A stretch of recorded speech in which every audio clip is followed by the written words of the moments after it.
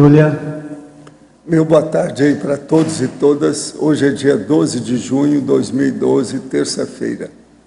O verbete é de número 2324, tem 6 páginas, 64 elogios e 28 máximos. Eu destaco aí a seção do detalhismo, quer dizer, essa divisão tem 19 máximos. O tema é currículo parental. A especialidade é cuidadologia. Quem redigiu o verbete com muita classe e jeito é o professor Álvares, que está aqui. Eu chamo ele também de Álvares, mas o nome é Álvares, tá? Vocês ficam sabendo aí, claro, tá bom? Definição. O currículo parental é o conjunto de atividades, práticas, vivências, aulas, disciplinas, matérias ou aspectos ou assuntos técnicos e esclarecedores apreendido pela consciência, homem ou mulher, em curso teórico vivencial, frequentado preferencialmente antes do exercício da paternidade ou maternidade, visando capacitá-la para o melhor acolhimento, orientação, encaminhamento, acompanhamento dos filhos biológicos ou adotados. O currículo parental e as palestras, oficinas e cursos da Associação Internacional da Conscienciologia para a Infância, a Evolucim. O desenvolvimento das atividades visando a reeducação materna e paterna. As abordagens teóricas e vivenciais, educativas e terapêuticas, maximizando a reaprendizagem pessoal. As atuações multi- e interdisciplinares necessárias ao esclarecimento parental. A autoridade moral dos assistentes nas áreas de instrução. Agora, eu chamo a atenção que eu li só uma parte, tem mais de 20 linhas a fatologia. A autovivência do estado vibracional profilático, a sinalética energética parapsíquica pessoais, a afinização com o amparo de função materno e paterno, a utilização dos insights e inspirações extrafísicos nas abordagens educativas, paraeducativas, terapêuticas e paraterapêuticas. Agora, na argumentologia, nós temos aí o tópico básico, com 12 exemplos de temas e atividades a serem abordados nas disciplinas do currículo parental básico. E tem avançado. São 12 exemplos de disciplinas e atividades alicerçadas no paradigma consciencial, os quais, somadas ao currículo parental, compõem a instrução parental avançada. Agora, a remissiologia dos 15 verbetes, nós destacamos 5. Acerto grupo kármico, antimaternidade sadia, função amparadora, maternação e sementeira intrafísica. Frase enfática. A capacitação parental proporciona a recepção mais apropriada dos egressos da intermissividade, constituindo importante investimento grupal para a melhoria das relações grupo-kármicas. Você possui vínculo proexológico com o trabalho de interassistência à parentalidade? Em caso afirmativo, em quais áreas relativas ao currículo parental você poderia melhor contribuir para o esclarecimento materno e paterno? A bibliografia específica tem 3 fontes bibliográficas. Agora aqui, a mega análise aí com João Paulo são 20 itens. Profilaxia, deveres, infância, orientação e instrução. Formação, capacitação, reeducação, auto-organização, autoconscientização. Planejamento, autodiscernimento, tecnicidade, parentalidade e autorresponsabilidade. Interassistencialidade, cuidadologia, neonatologia, ressomatologia e intrafisicologia. Agora, o verbete aí do dicionário, nós temos hoje intercomunexologia. O argumento é extrafisicológico. Eu chamo a atenção aí para a conclusão, que tem aí 10 itens para a pessoa estudar, e depois a complementação, que tem outros 10 itens para a pessoa pensar sobre o tema. Professor, um intermissivista pode nascer numa família anticosmoética, drogas, abuso sexual, e não conseguir sair dessa situação, pode ficar inserido e ainda fazer parte dessa problemática? Poder pode, porque eu não ponho a mão no fogo para conseguir. Tanto para mais como para menos, pode acontecer. Depende das circunstâncias, contingenciamentos, percalços da vida, a determinação da consciência. Professor, minha filha de 7 anos tem indicação para retirar das amígdalas e adenoides, devido à sua dificuldade na respiração quando está dormindo. Respira somente pela boca, ronca e às vezes tem a apneia do sono. Gostaria de saber a sua opinião sobre essa cirurgia, considerando que ela já tem uma série de alterações de metabolismo, como hipotiroidismo subclínico, resistência à insulina, doença celíaca, hipoplasia de esmalte, entre outros. Será que a retirada das amígdalas não irá prejudicá-la futuramente? Não, o que eu quero dizer para você é o seguinte: quando o caso é igual que você está contando, o processo das adenoides, isso aí tem que sair. Senão vai ter um retardamento mental da sua filha. Melhor é fazer a cirurgia sim, não interessa o resto. Porque as adenoides, com processo de amígdala, e no caso, a cabeça, com o passar do tempo e o crescimento da criança, pode dar um retardamento mental. Há uma perda de lucidez na história. Isso aí, então, está provado. Eu, por exemplo, a amígdala é só em último recurso, mas num caso desse não tem saída. Na minha opinião, se fosse minha filha, eu ia fazer a cirurgia, é o jeito. Tem que tirar, porque senão a cabeça, cai. Eu já vi tanto uma coisa quanto outra. Agora, ao verbetógrafo, o currículo parental seria também ministrado às consciex durante certos cursos intermissivos como disciplina optativa? Muitas consciências parecem ter vindo à intrafisicalidade, especialmente para ser pais, talhadas para isso. Posso passar a bola, professor? Bom, você quer que eu fale? Pode falar. O caso então, todo aqui é o seguinte, isso aí mostra que a pessoa está ainda defendendo o processo da gestação humana. Agora, o problema todo é o seguinte, não existe isso mais quando a pessoa chega num determinado ponto de lucidez. Há um abertismo consciencial, a evolução, devido ao processo da inteligência evolutiva, a pessoa vê que a gestação consciencial é melhor do que a gestação humana, do corpo humano. Então, é bom ponderar isso tudo seriamente. Não tem nada desse processo de disciplina optativa, aí no caso não, pelo contrário, lá eles metem o pau na questão da gestação humana. Porque a coisa mais fácil que tem é fazer a gestação humana. É só deixar um macho perto de uma fêmea e dar liberdade para ele, tirar a roupa deles, que geralmente faz a gestação. É a coisa mais fácil que tem. Isso, os gatos são assim, os cachorros são assim, os bichos são todos desse jeito. Agora, na fatologia, para você, página 10, sexta linha, como é feita a desromantização da maternidade? Como lhe surgiu esse tema do verbete? Olha, primeira coisa, em relação a essa questão do curso intermissivo, que o teletertuliano falou antes aí, até na sinergismologia eu coloco lá o sinergismo disciplinas intermissivas, curso currículo parental. Mas nesse ponto aqui a gente não quer dizer que a pessoa teve disciplina intermissiva para depois se tornar pai. Aqui a gente vê, no caso dos assistentes, em alguns casos, algumas disciplinas que o intermissivista pode ter cursado no intermissivo, pode ajudar ele nesse tipo de trabalho que ele pode realizar aqui de assistência à parentalidade, né? Mas não seria uma disciplina intermissiva para se tornar pai ou mãe. Com relação a essa questão da desromantização, a gente faz exatamente como normalmente a gente faz aqui, que muitas vezes, por exemplo, sentando um pau no processo da maternidade instintiva, no processo que a gente vê, por exemplo, quando chega nos dias das mães, que existe uma romantização da figura, principalmente da figura materna, né? Aquela mãe perfeita, aquela mãe linda, aquela mãe que é amorosa com todos os filhos. Quando passa a parte da propaganda que chega, por exemplo, o jornal, e a gente vê gestante bomba, a gente vê mãe que agride filho, a gente vê mãe que tem dificuldade de dar uma educação que os filhos muitas vezes precisam. Então é importante a gente trazer esse processo, porque a maternidade ela é uma coisa complexa, é uma coisa complicada mesmo de se desenvolver e de se realizar. Então é importante que a gente traga isso, para quê? Para que a pessoa muitas vezes ela não seja levada pelo bico, de que a mãe é padecer no paraíso, né? Ele coloca essa coisa aí. Mas eles colocam o paraíso, não falam do padecer, do trabalho que é você ser mãe.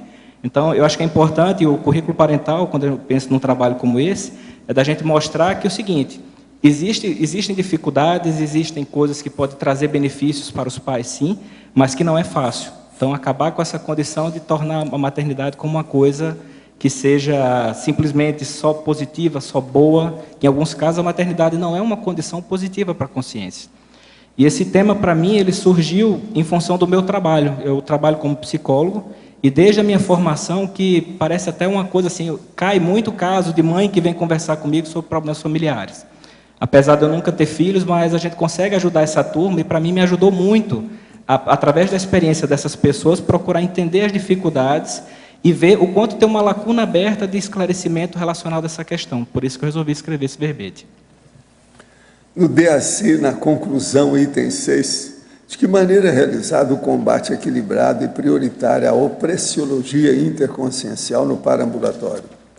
O problema todo aí, eles trabalham com as consciex para acabar com o processo da perseguição de uma consciência com a outra.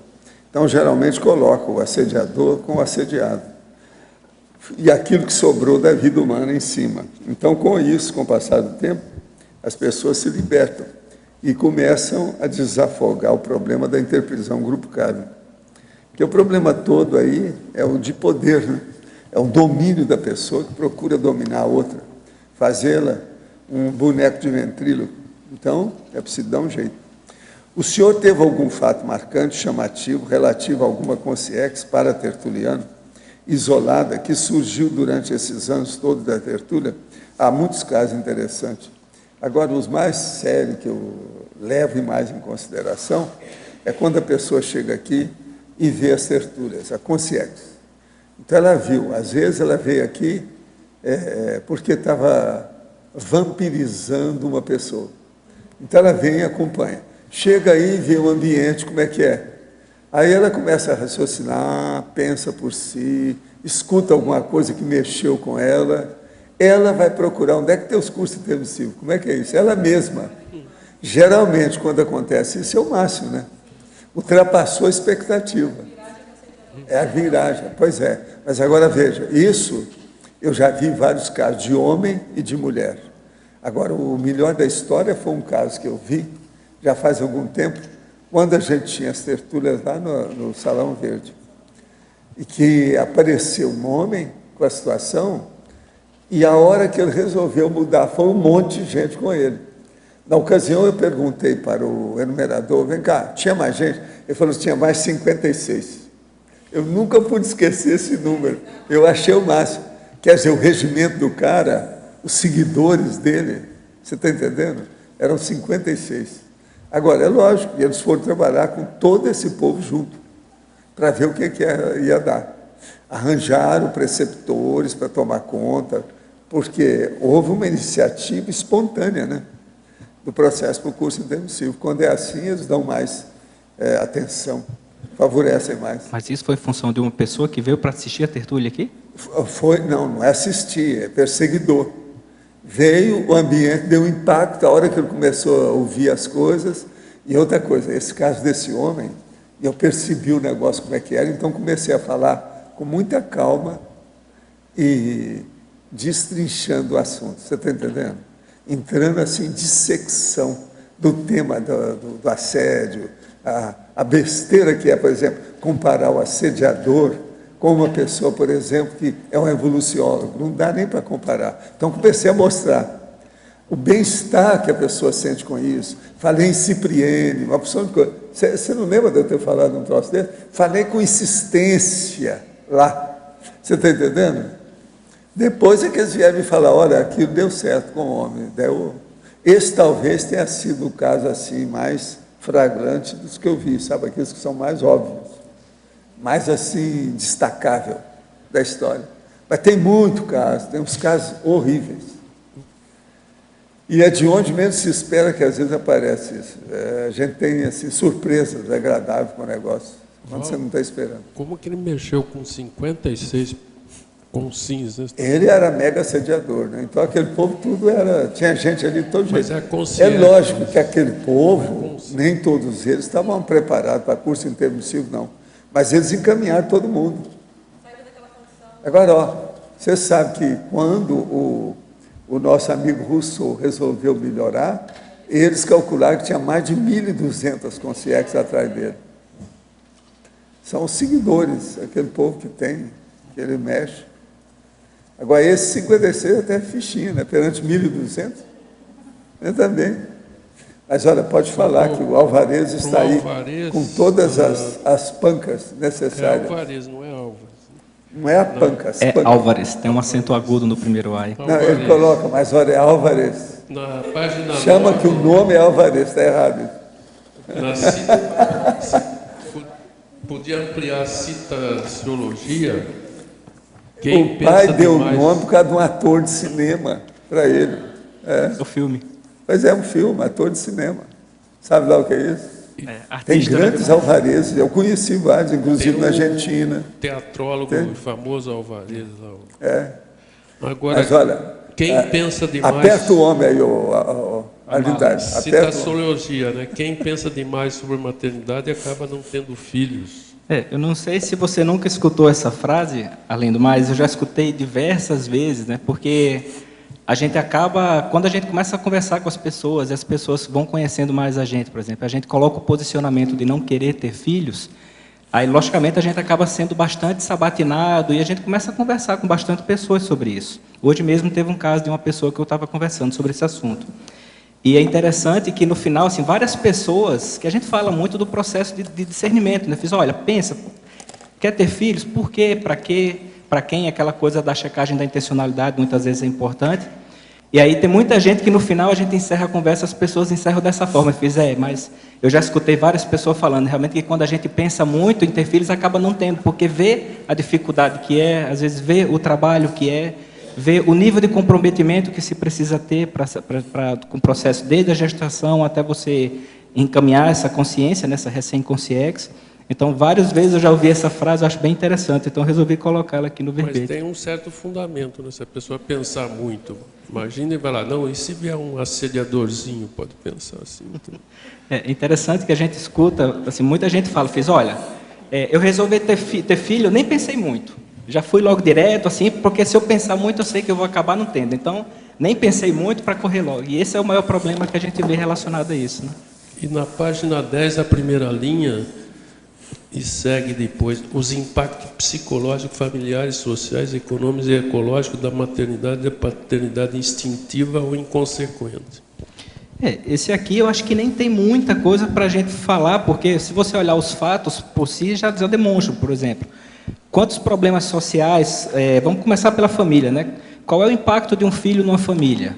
Então, principalmente quando essa família não está bem preparada e esse filho ele chega de última hora, por exemplo, a família, inclusive, não tem um bom respaldo financeiro, os pais, do ponto de vista psicológico, têm dificuldades ainda em ter que acolher essa consciência, então vai gerar um problema, primeiro para os pais, depois esse problema, se não for encaminhado, vai gerar problema na relação entre os pais, depois esse problema vai gerar um problema familiar. Esse problema familiar, se ele não for bem gerenciado, pode levar a um problema social.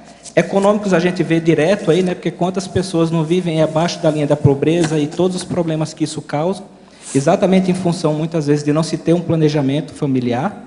Né? E aí a gente vai. Econômicos também, porque o governo vai ter que entrar muitas vezes com vários programas, com várias situações aí para poder dar um suporte para essas famílias carentes. Ecológicos também, porque, por exemplo, quantas vezes a gente não vê, por exemplo, famílias que não têm recursos alocadas em situação de risco, por exemplo, perto de encostas que deveriam ser matas protegidas, ou perto de riachos que deveriam ser protegidos também. Então, é uma série de problemas que a gente vai vendo aí e que eles vão ocorrendo mesmo. Então, a gente ajudar, por exemplo, esses pais no esclarecimento deles trabalharem melhor essa questão do planejamento, a gente pode ajudar uma corrente de cadeia, assim, vai ter ganhos positivos em cadeia, né? Que vai pegar todo mundo aí. A maternidade precoce entra nisso, né? Entra sim, com certeza. Aqui, inclusive, em Foz do Iguaçu, um dos maiores problemas que a gente vê, assim, poucas cidades, assim, se fala já no geral na gravidez, na adolescência, mas aqui em Foz do Iguaçu isso é particularmente sério. Tá, ok, obrigado. Professor, moro em Uberlândia e desde que conheci a Conscienciologia, assisto às tertúlias todo dia. Sinto que tenho uma afinidade muito grande com a ciência, no entanto, às vezes tenho a sensação de estar perdendo muito tempo com os pecadilhos da mocidade. Acontece que luto contra esse fluxo e, ao mesmo tempo, justifico para mim que não devo me preocupar tanto com essas questões, por não estar fazendo mal, senão a mim mesmo. O que o senhor tem a me dizer sobre isso? Quais leituras me indicam nesse sentido? Olha, é uma besteira enorme. Você está numa condição de besterol absoluto. Então, a primeira coisa é o seguinte: você é jovem, tem que começar a mudança agora. Existe uma instituição conscienciocêntrica que chama Acinvex. Você deve entrar em contato com eles e ver o que se passa. Uberlândia, de vez em quando, tem algum evento aí conscienciológico. Professor. É bom você entrar em contato com isso. Agora, o que se falta com você? Autodecisão, autodefinição, prioridade, mega foco e a invexologia, a invex. Você precisa de entrar nisso. Tudo indica que você ainda é jovem ainda, pelo que você falou aqui, você não disse sua idade. Então, na minha terra é o seguinte: quando a gente começa a tomar vergonha na cara, jovem, a vida muda. Você vai ser um desbronco positivo. Vai para frente. Então, pensa bem. Vamos entrar na dotação evolutiva. Professora, aqui na letra A. Só para aproveitar para dar o contato da Acinvex. Fala com ele aí, dá os dados aí para ele. Você pode falar com a gente no telefone 45-3525-0913. Pode mandar também e-mail para contato@acinvexes.org. Roberto, e também para o cursos@acinvexes.org, que a gente vai poder estar te orientando, tá bom? Então tá aí a dica. Faltou água para mim. Depois de 10... Hoje é um dia diferente. Eu estou vendo que mexeu com muita gente aí desde manhã. Está um dia diferente. Professor, agora, sim. Desculpa, é que eu sou de Uberlândia também. E eu queria saber. Uberlândia é bom. Queria saber se essa pessoa tem um e-mail e se poderia passar para eu entrar em contato com ele lá. Tá. Ou ela. Ele chama Flávio de Souza Freitas. É o nome dele.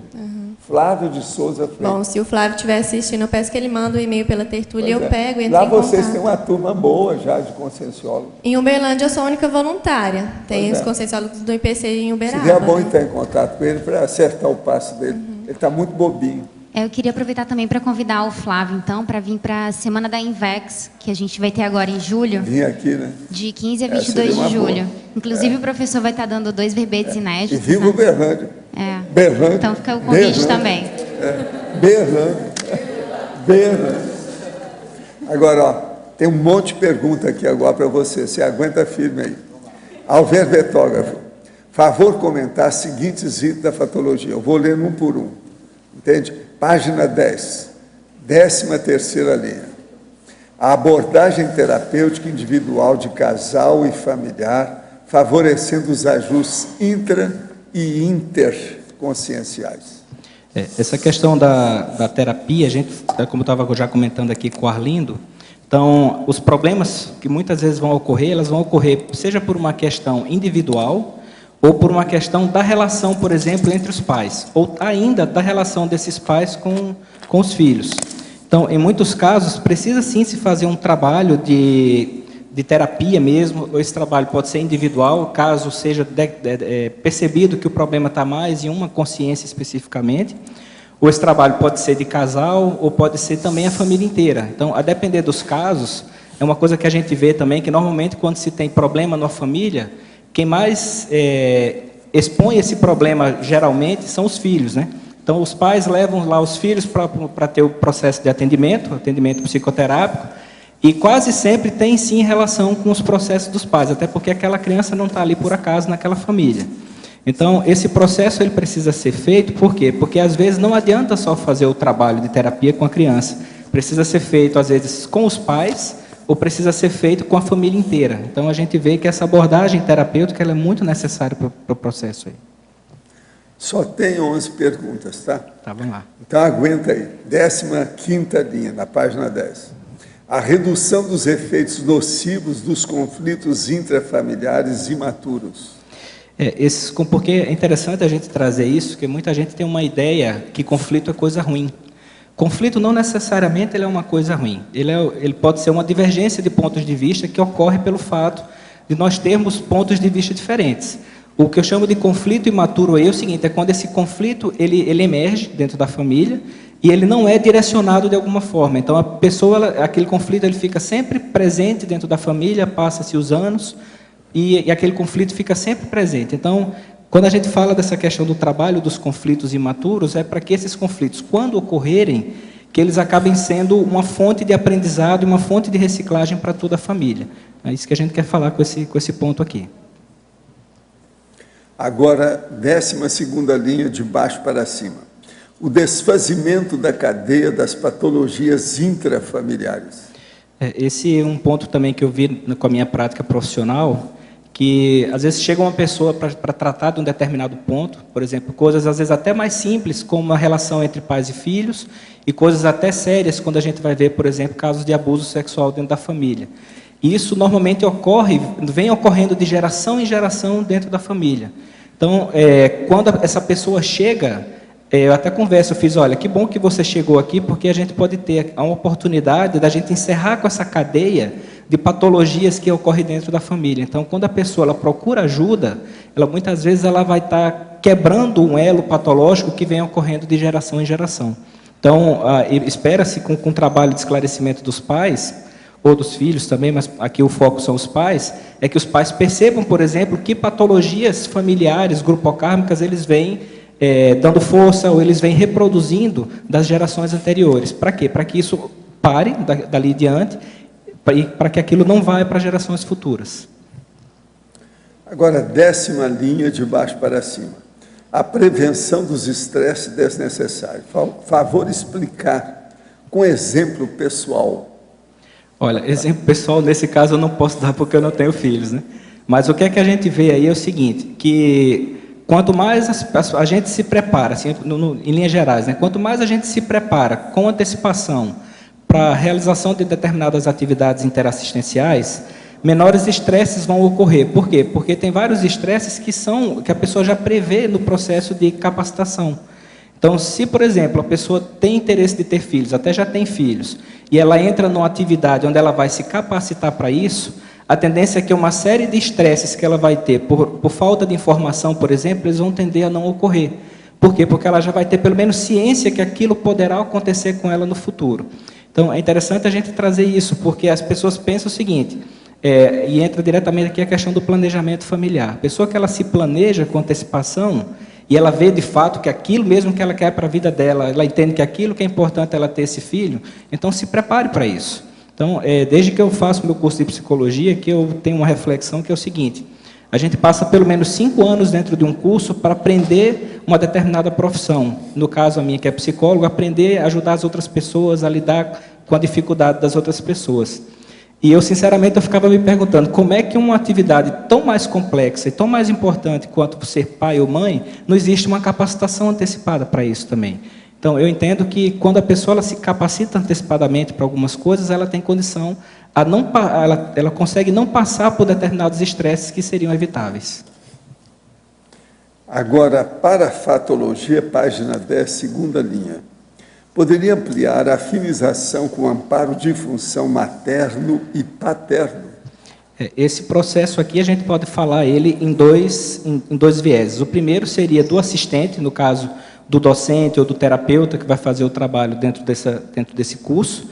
Então, a partir da afinização com o amparo materno e paterno, ele tem condição de saber qual a melhor forma dele esclarecer aquele pai ou aquela mãe, ou aquele futuro pai ou aquela futura mãe.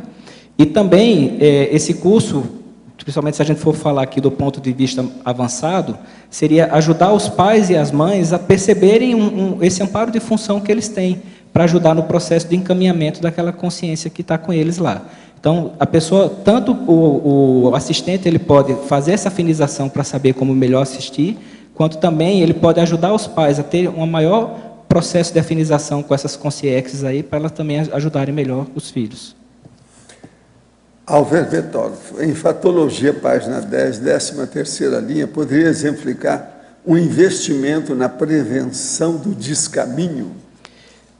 Esse investimento na prevenção do descaminho aqui, acho que a gente pode falar em duas vertentes, né? Porque, por exemplo, lá em Paradoxo, a gente fala da questão do paradoxo do currículo parental incentivar o processo da antimaternidade, ou levar reflexão quanto a isso. Eu entendo aí que podem ter vários intermissivistas que, por processos que não precisaria entrar em detalhes agora, essa pessoa não conseguiu chegar nas ideias ou simplesmente resolveu dar uma banana para isso, e aí ela pode pensar e entrar naquela questão de, por exemplo, todo mundo tem filho, eu tenho que ter filho, então vem aquela pressão externa e a pessoa acaba cedendo. E aí, no curso, ela poderia passar pelo processo de esclarecimento e talvez aí evitar a condição de querer ter filhos. Então, seria o descaminho dela própria em relação, por exemplo, à PROEX dela ou em relação ao que ela poderia fazer, que ela se propôs no curso intermissivo. O segundo ponto é já no caso do seguinte: se a gente consegue capacitar os pais para que eles tenham melhor condição de acolher, orientar e encaminhar os filhos, a gente vai conseguir ajudar com que esses filhos aí, eles não descaminhem muito do processo da vida deles, por exemplo, não vão para a droga, ou não vão para a criminalidade, ou acabem não se metendo em coisas que não são mais apropriadas, né, do ponto de vista tanto legal, ou até mesmo do ponto de vista cosmoético. Então, esse descaminho, ele ocorre direto o tempo todo, a gente está vendo isso todo dia, quantas crianças não chegam e por uma questão de educação, até elas acabam desviando do foco delas ou daquilo que precisam fazer. Então, a ideia da prevenção do descaminho é que, na capacitação dos pais, eles podem tentar ajudar esses filhos a não desencaminharem, por exemplo, do processo proexológico deles. Agora, entendendo também e deixando bem claro que a gente sabe que nenhum pai é todo-poderoso. Então, até lá no mito, na mitologia, a gente coloca o mito da onipotência paterna, né, parental, que algumas pessoas acham que todos os problemas dos filhos são causados pelos pais. E é importante a gente trazer isso, que é aquela história. O pai, ele está sendo o cuidador daquela consciência que acabou de ressomar. E essa consciência, ela já traz uma bagagem. E, além disso, essa consciência, depois de um determinado tempo, ela passa a ter as escolhas dela. Então, os pais não são dos todos poderosos que vão dizer o que é que o filho vai fazer, e o filho vai fazer certo e errado em função disso. Então, é importante trazer que essa questão do descaminho, em parte, sim, os pais podem ajudar ou não evitar, mas, por outro lado, também tem a responsabilidade da própria consciência nisso. Citaciologia, página 9. Favor comentar o dito popular: quem pensa demais sobre a maternidade acaba não tendo filhos. Você falou, né? Isso a gente já falou, né? Agora, fatologia, página 10, sétima linha. Favor ampliar com exemplos o autoenfrentamento dos conflitos íntimos, atuando profilaticamente nas relações familiares atuais e vindouras. Esse processo a gente já falou um pouco aqui, quando a gente falou do investimento na terapia, por exemplo, individual, porque é interessante a gente ver que vários problemas que se tem dentro da criação com os filhos, ela tem relação direta com o processo de dificuldade que os próprios pais têm. Então, quando o pai trabalha aquela questão dele, às vezes até o sintoma, por exemplo, vamos falar do caso da criança aqui que está com dificuldade escolar. Então, tem vários pais que levam o filho para ter lá o atendimento psicológico, porque o filho está demonstrando isso, isso e isso. Normalmente eu converso com os pais, então eu vou conversando com os pais, eu faço, durante a entrevista de anamnese, eu acabo tendo várias informações que fazem uma relação entre o problema daquela criança com as dificuldades que ou um pai tem, ou a mãe tem, ou vem da relação dos dois, ou vem da dificuldade deles dois com aquela consciência que está lá. Então, quando a pessoa faz o investimento nesses conflitos íntimos dela, ela procura trabalhar esses conflitos íntimos, ela naturalmente vai melhorar essa relação com aquela outra consciência, e isso aí a gente vai tender a evitar problemas grupocármicos mais sérios. E no caso aí, se eu entendo que, por exemplo, que aquelas consciências estão reunidas ali para que ocorra um processo de recomposição, de retratação ou de acerto grupocármico, se a gente consegue trabalhar os conflitos intraconscienciais dessas consciências, eu entendo que a gente tem mais possibilidade de conseguir um encaminhamento desse acerto, para que ele ocorra e que não volte essas consciências a terem esse processo de interprisão que mantém elas hoje juntas. Gostaria de saber a opinião do Verbetor quanto ao meu caso. Tenho 29 anos e, em alguns momentos, sinto vontade de ser mãe. Mas, quando começo a racionalizar, vejo que isso está fora dos meus planos. Como fazer para não se deixar levar pela sociedade e parentes que impõem a procriação? A primeira coisa que eu vejo é o seguinte: é você, de fato, ter bem claro qual é a linha que você quer seguir na tua vida, qual é o teu, vamos dizer assim, o teu norte. Aí, a primeira pergunta que eu faço é: você se considera um intermissivista? Você acha que você tem trabalhos que você precisa realizar, por exemplo, que o filho vai trazer um problema ou pode até causar uma perda um desvio ou uma perda de oportunidades importantes? Então, a questão mais séria é o seguinte, é cada um ter para si aquilo que ele entende que é o mais importante para si mesmo. Então, se você consegue fazer essa análise de forma nua e crua, e você consegue chegar à conclusão que para você é melhor de fato não ter, segura as pontas. Aí precisa trabalhar com energia, precisa manter os seus objetivos em mente com frequência. Para quê? Para que mesmo diante de uma leva, de uma pressão maior, por exemplo, da sociedade, de família, para que você tenha filhos, que você consiga se posicionar e que você mostre, olha, essa realidade não é para mim. E aí você se posiciona diante de todo mundo. Em efeitologia, página 11, poderia expandir os efeitos da sublucidez temporária da condição da maternidade e os efeitos da cosmovisão conscienciológica na formação parental?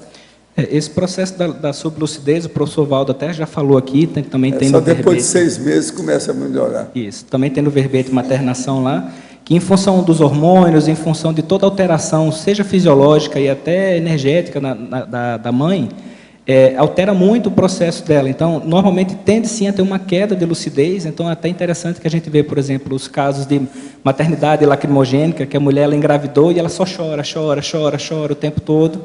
Tem dificuldade, às vezes, de raciocinar de uma forma mais lógica, exatamente porque, tanto pelo processo do bombardeamento dos hormônios, como também pelo processo de conexão com aquela consciência que vai nascer em breve. Então, esses efeitos eles podem levar a vários problemas, né? Como, por exemplo, escolhas erradas, a pessoa pode não ter uma noção muito clara se aquilo que ela está fazendo é o melhor para ela ou não. Então, pode, por exemplo, se expor a situações de risco, pode colocar em risco também aquele feto. O professor Valdo quer colocar alguma coisa? Não, estou só de olho, mas tem mais um aqui. Tá. E a outra aqui, que é essa questão, qual foi o outro efeito, professor? O efeito... Onde é que é efeitologia, qual foi página outro? 11. Efeito da sublucidez e efeito da cosmovisão conscienciológica. Tá. O efeito da cosmovisão conscienciológica, para mim, os principais efeitos que eu vejo, por exemplo, tá em você melhorar as próprias relações em si. Porque se a gente leva em consideração apenas a condição intrafísica, monoexistencial, então, por exemplo, pode-se ver muito essa condição de culpar os pais, como a gente vê, por exemplo, para mim, um dos maiores problemas da psicanálise, de algumas das linhas principalmente, é de colocar muita responsabilidade da criança em função do que os pais fizeram com ela ou não. Então, quando a gente tira essa condição da monoexistencialidade, por exemplo, e coloca ela numa condição de múltiplas vidas, então vai ampliar um pouco mais esse contexto e vai ajudar a pessoa a entender. Por exemplo, essa dificuldade que eu estou passando hoje, de fato, está mais relacionada com a minha relação dentro dessa família ou com questões pessoais de outras vidas? Outro ponto também para a gente trazer, a própria questão energética, a possibilidade dessa pessoa ser uma consréu ou não, dela ser intermissivista ou não, dela ter determinadas dificuldades, o porquê dessas dificuldades e como melhor encaminhar essas dificuldades.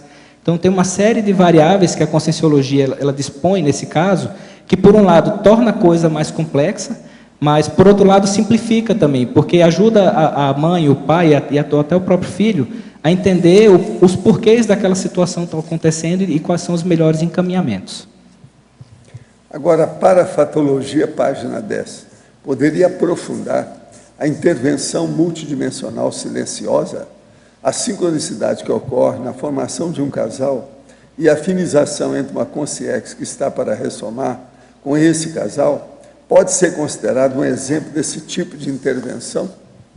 Bom, teve o exemplo do professor Valdo, que ele já falou uma vez aqui, sim, acho que poderia ser um tipo, mas quando eu pensei aqui nesse processo de intervenção, aí eu pensei mais no viés do assistente, por exemplo, porque na hora que eu estou fazendo uma interação com os pais, e eu percebo, por exemplo, uma consciência que está relacionada a eles, e eu ajudo a dar um encaminhamento para essa consciência, às vezes eu não estou falando palavra nenhuma para esses pais, mas eu estou ajudando no processo de assistência deles. Então, é bem interessante que, no trabalho que eu faço hoje, em vários momentos eu consigo perceber várias coisas, ou seja consciência, ou seja padrão de energia, ou vem ideias sobre o que falar para aquelas pessoas que antes não tinham ocorrido. E essa intervenção, ela vem sim em função de um processo extrafísico. Então, essas coisas são, para mim, assim, tem sido bastante interessante perceber essas questões aí, perceber esse tipo de atuação e como é que, de fato, a gente pode ajudar. Então, de fato, a gente pode ajudar várias vezes sem mesmo abrir uma palavra. Então, através das energias, por exemplo, no atendimento geral, ou depois, por exemplo, durante a TENEPS. Essas consciências podem ser trazidas para serem assistidas. Professor, eu gostaria de fazer uma pergunta. O senhor falou anteriormente sobre o caso daquela consciência que foi assistida com mais 56 outras consciências, que era do grupo dele. Podem existir casos em que os amparadores, eles levam uma consciência líder de um determinado grupo para assisti-la e para ela fazer o curso intermissivo, para depois que ela possa assistir essas pessoas do grupo dela? Eles não levam. O curso intermissivo só entra quem tem ficha adequada. Quando tem, ele volta. Agora, o problema todo de mega assediador é ele resolver fazer a reciclagem. A hora que ele vira e muda, faz a reciclagem, aí ele, antes de fazer o curso intermissivo, ele vai atrás dos próceres, de toda aquela manada que ele tem lá, para ver se melhora. Os próceres. Para levar todo mundo junto. A caterva dele, você está entendendo? Ele tem que ir atrás. Vai atrás Depois disso é que vem o curso intermissivo. Valdo, vai atrás. Porque ele não consegue ficar no curso intermissivo com aquele monte de gente atrás dele.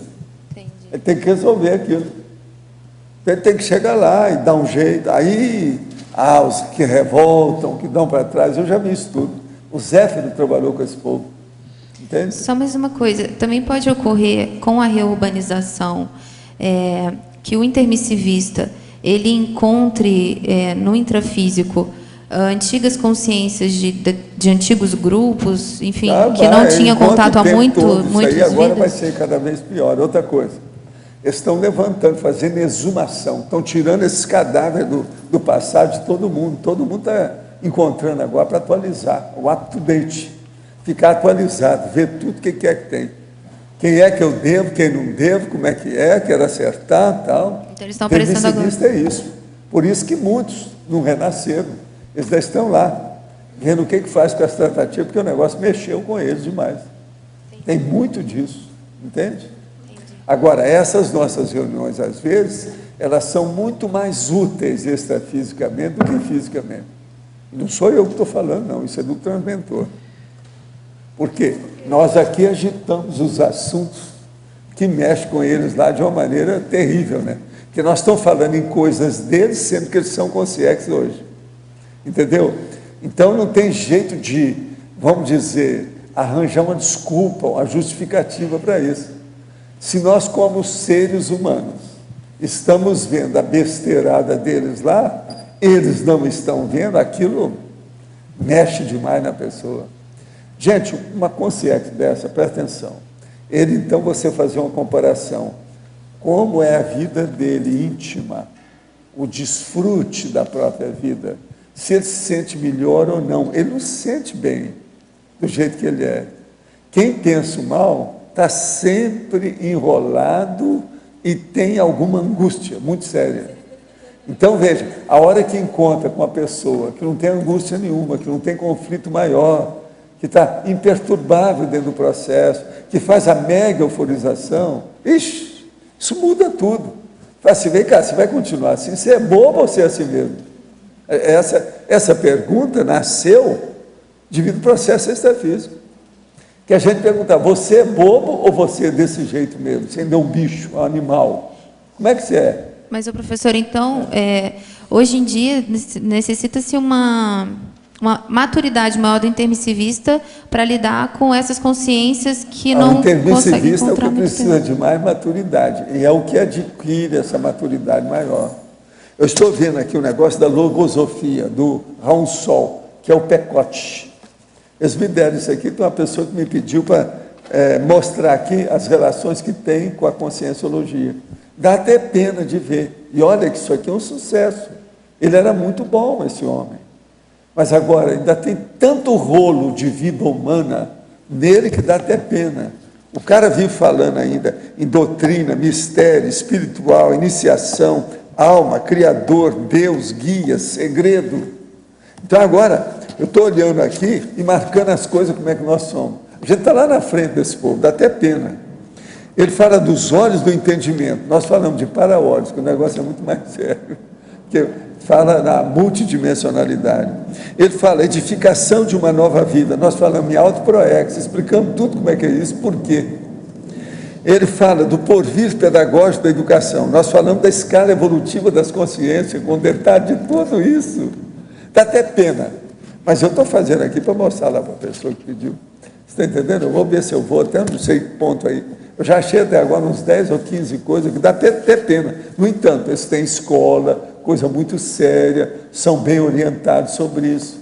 Mas agora o nível ainda é muito baixo. Agora, o que falta para eles? Curso intermissivo com tudo. Então, falta tudo. Agora, ele fez força aqui, mas ainda fala muito em crença, fé, Deus. Quer dizer, dá uma pena, né? Não precisa disso. Podia ter saído dessa iniciação. Entendeu? O processo de crença. Isso aí é seita, vira uma seita. Isso aqui é uma seita perfeita, do jeito que ele faz. Mas agora, muito sério, no jeito, tem muita didática, as palavras são bem colocadas, mas o problema é que a mentalidade ainda é antiga. Ele não houve renovação do processo extrafísico. Entende? Ficou só na matéria mesmo aqui. É uma pena. Valdo, ali na pergunta que ela fez, então aí ele acha, ele vê que errou, vai atrás, vira amparador já nesse momento daqueles. Ele não vira, ele começa a fazer alguma coisa, porque o negócio não é assim de uma hora para outra. Não há mutação nisso. O negócio demora. Mas você disse que escuta, olha só o nosso amigo Rousseau. Eu renasci em 1932. Ele estava totalmente ainda sem querer mudar, porque ele estava dando muito valor para a França. Agora, quando eu estava no SCP-2, é que ele resolveu mudar. Isso foi mais ou menos uns 60 anos. Foi uns 60 anos depois que ele resolveu mudar. Sim. Hoje ele mudou totalmente, ele está aí com a turma. Agora, veja, sei lá se ele já não estava já renovando a situação nos 60 anos. Mas já não pode se dizer que ele está amparando agora? Ele agora já, sim, mas ele está atrás desse povo. Então. Agora, o enumerador me falou, são mais de 1.200 com ele. Ele tinha um exército, 1.200 homens atrás, de mega assediador, de tudo que tinha ali, ele funcionando nessa qualidade. Mas agora, com boa intenção, tinha uma opção de coisa positiva nele. Esse aí eu conheço há muito tempo. Então, e agora... Mas ele não admitia as minhas coisas. A do Zé, ele conhece bem o Zé. E quando ele ressomar, ele ainda não vai ter feito curso intermissivo, é isso? Não, quando ele ressomar, é preciso ver o que sobrou, que ele vai pegar aquilo que seja o mais gritante e agravante dos negócios. Eu não sei o que é que vai ser, ele tem que estudar para ver. Agora, ele é positivo. Eu, para mim, ele vem, ele já vai ter macrosoma, vai ter isso tudo. Ele é uma cabeça. Mesmo sem curso intermissivo? O curso intermissivo já deve ter feito agora. Você acha que ele já fez direto? Ele agora já está envolvido nisso. Agora, você há de ver eu, antes de renascer, discutindo com ele as coisas, explicando tudo. Porque o negócio vem do século XVII, com ele. A minha desavença com ele, o que a gente chama de desavença? O meu arranca-rabo com ele vem do século XVII. Ivaldo, ele tendo feito curso intermissivo e vindo, mas tendo esses rabos presos, possivelmente ele não vai ser inversor? É uma afirmativa? Olha, bem capaz que seja assim. Já não vai conseguir. Que o ideal seria isso. Muito embora, você sabe, ele tinha uma porção de coisa errada nisso, né? Porque ele tem culpa do cartório, então, do negócio de família. Vocês sabem, já leram Peraí, não entendi tua resposta. Provavelmente já vem como inversor ou não? Tem que perguntar para ele, né? O que é que deu? Sei lá. Ele tem um problema de família. Isso. Estuda aí esse pensamento dele. Ele está aqui. O Rousseau está aqui. Eu falei com ele se ele gostou do busto dele. Ele só fez uma careta. Tem um... O busto está perto da entrada aqui. Foi de propósito, vocês viram? Sai aqui à esquerda, está o busto. Número 133. É um número lá. Eu perguntei para ele se ele está de acordo com o busto. A hora que eu entrei, ele entrou comigo. Hoje, agora na hora da tertúlia. Tinha até uma pessoa lá que eu cumprimentei lá fora, rapidinho. Mas uma... foi nessa hora ele entrou. Que eu cheguei, passei e fui olhar o número que era dele. Então vi que era 133. Nessa hora ele apareceu. Um dos Aí materiais, professor. Hein? Aqui, um dos materiais do que eu estava pesquisando para fazer esse verbete, que fala sobre a síndrome da mãe, é o síndrome da mãe exclusiva. A autora desse artigo, ela senta o pau no Rousseau exatamente na obra, a Emily. Pois é, Emílio. Emily. E tem também o contrato social, aquela coisa toda. Que ele fala que o processo que se fala da Ele mãe errou perfeita, então foi Mas exatamente agora, com essa ele é obra. impressionante em matéria de aglutinação de gente. O processo dele extrafísico mostra a força que ele tem. Ele vai ajudar muita gente. Agora, o problema todo é que ele encasquetou com o processo de poder baseado na França, sendo que ele nem era francês. Eu falava isso tudo para ele, mas não adiantou. Agora, o problema todo é que houve um cotoveloma muito grande com a Revolução Francesa. Entendeu? Porque a Revolução Francesa, a hora que desviou, e ele era um inspirador da Revolução, muito embora ele não participou dela. Vai ver que Mas, ele teoricamente, ele foi um mastermind do processo. Agora, ó, eu sou fã do Rousseau, tá certo? Com tudo isso. Eu gosto muito dele. Pois é, eu acho ele fora de série, uma opção de coisa. Agora, me deu um abraço. Eu senti energia, como se estivesse me apertando. Grande cara esse. vai ver que ele já foi judeu, e aí, em vez de fazer... Senti um negócio aqui forte dele. Olha o que eu falei. Olha só, vai ver que ele já foi judeu, e agora, em vez do pan-judaísmo, ele faz o pan-francesismo. Não, eu já falei com a... Como é que é? Aqui, ó. Escuta, Pan-franquismo. quer dizer, a Mabel não está aí, mas ela sabe aquele negócio do Zéfiro, que dá... Como é que eu vou chamar o negócio aí para o povo entender? Que dá as ordens lá, o negócio para o povo.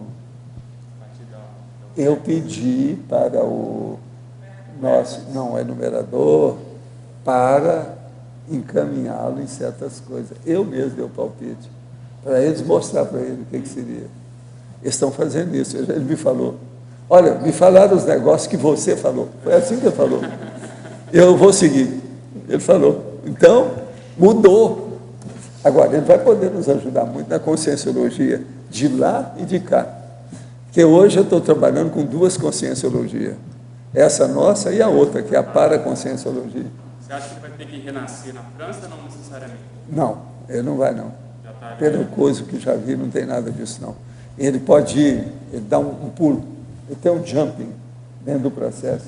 Agora, o que eu sei é que tem algumas dessas personalidades, daqueles centenas de gente, que precisam ir de encaminhar. Porque aqueles são segmentos. Tem 100 caras que pensam de um jeito, tem outros 100 que pensam, tem mais 50. Isso. Agora, tudo deriva da Revolução Francesa. Do negócio dele.